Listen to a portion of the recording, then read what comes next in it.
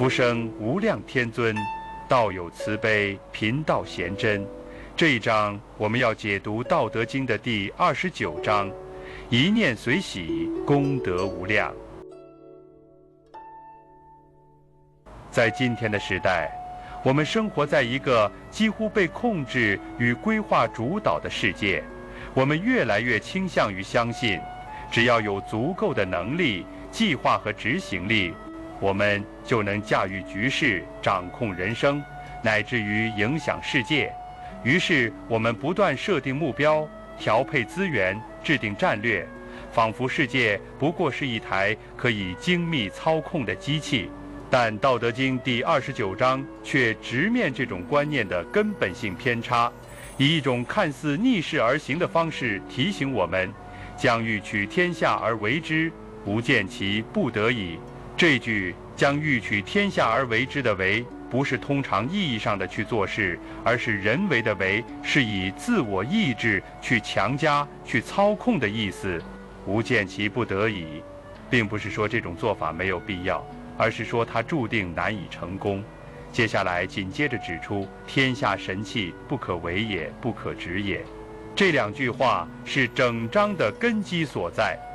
在这里，天下不只是一个国家、一个政权，而是整个世界的运行状态，是自然秩序与人类社会的总体性存在。而神器一词非常关键，它意味着这个世界本身就如同一个神圣而不可侵犯的整体，不能像私人物品那样被随意掌控、干预。不可为是说它不能被人为的设计和制造，不可直是说它不能被强力的掌握和操纵。这里呈现的并不是一种宿命论，而是一种更深层的理解。真正的力量来自顺应，而非支配。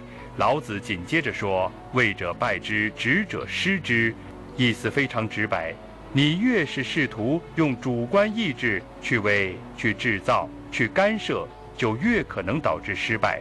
你越是执着于掌控、于拥有，就越可能最终失去。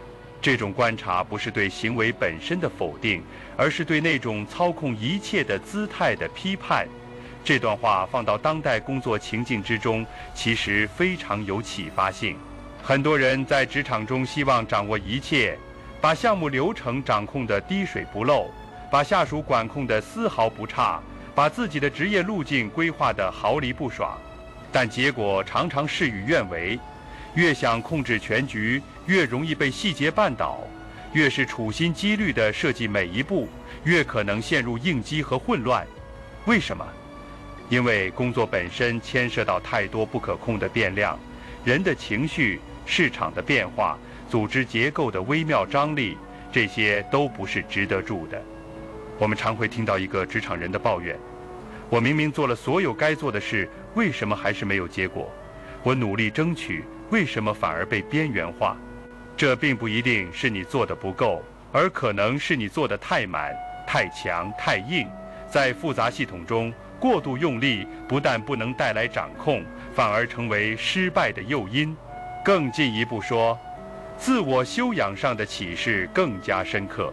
在个人成长与心灵修行的层面，现代人很容易落入一个陷阱，以为靠意志力可以解决一切问题。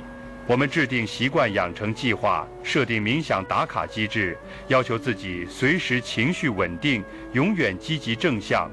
这些看似理性的做法，其实背后藏着一种对自我绝对掌控的渴望。而这一章所揭示的，正是这种渴望的悖论本质：为者败之，执者失之。越是执着于完美的自我控制，越容易陷入焦虑与自责；越是试图用系统性努力去驾驭内心，越容易忽视潜藏于内在的复杂性与模糊性。真正的修养不是将内在驯服为一台高效机器，而是学会与不确定共处，与模糊共生。接下来的句子：故物或行或随，或虚或吹，或强或羸，或错或灰，为我们展现了一个极富动态张力的世界图景。这里的物可以理解为世界万象，也可以理解为人生中的各种境遇与状态。老子用一组对比性的动词来描绘，有些时候事物主动推进，有些时候则是跟随趋势，有些时候是内敛沉静的，有些时候则是激烈外放的，有些时候我们强壮有力，有些时候却脆弱无依，有些时候是得意前行，有些时候则是彻底崩溃。这不是宿命的罗列，而是一种真实世界的本来面貌。它告诉我们，事物的变化是常态，多变是其本性。而人如果非要用一个线性规划、稳定逻辑去套住整个世界，只会遭遇反噬。理解这些变化，不是让我们放弃行动，而是让我们意识到，行动必须带着对不确定的尊重。同样回到工作场景，这种动态复杂观对于管理、协作、创新都有很强的现实意义。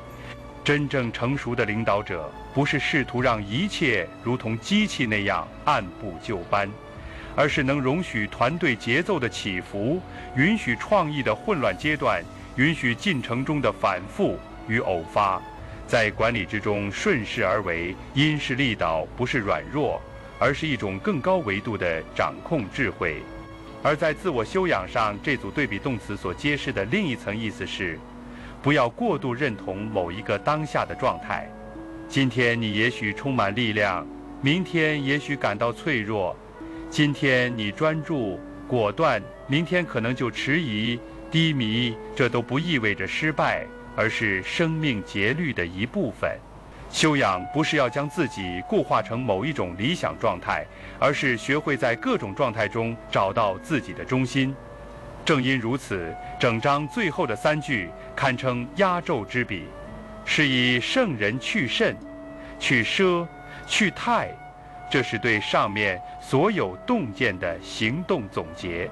面对不可控的世界，面对变化万千的状态，圣人的选择是去掉过度，去掉浮夸，去掉极端，甚是过度的精巧、过度的设计、过度的理性干预。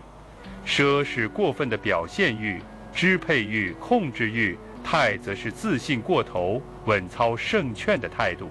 这3者其实正是现代人在工作与生活中最常陷入的3种过度感。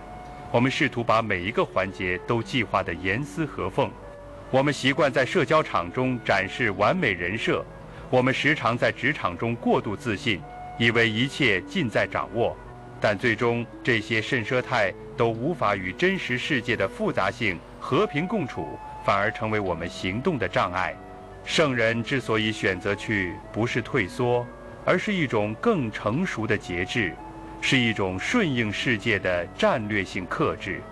我们今天的种种焦虑，本质上就是对不确定性的抗拒。而老子在第29章要我们明白的是，不确定才是常态，柔顺才是生机，放下才是真正的持有。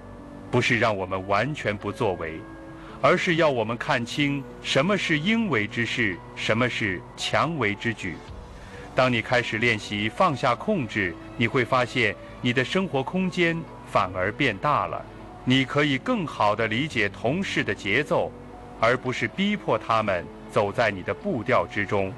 你可以给予家人真正的尊重，而不是以为他们好的名义设限。你也可以在生活突变中保有弹性，而不是被一次失败击溃。这正是老子所倡导的无为而无不为的智慧体现。放下控制不是放弃责任，而是换一种方式承担责任。